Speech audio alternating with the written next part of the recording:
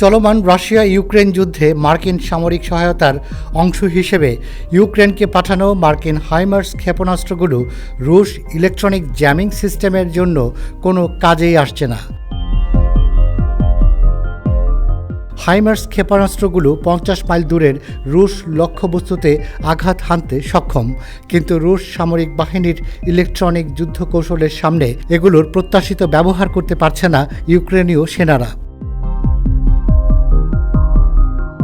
সম্প্রতি যুদ্ধে ইউক্রেনের ব্যবহৃত বিভিন্ন অস্ত্র নিয়ে একটি পর্যালোচনা মার্কিন সংবাদপত্র দ্য ওয়াশিংটনের হাতে এসেছে। পর্যালোচনা থেকে দেখা যায় ইউক্রেন বাধ্য হয়ে পশ্চিমাদের সরবরাহ করা বিভিন্ন অস্ত্রের ব্যবহার বন্ধ করে দিয়েছে। কারণ হিসেবে দেখানো হয়েছে হামলার সঠিক লক্ষ্যবস্তু নির্ধারণ করতে রুশ প্রযুক্তির বাধার মুখোমুখি হচ্ছে ইউক্রেন।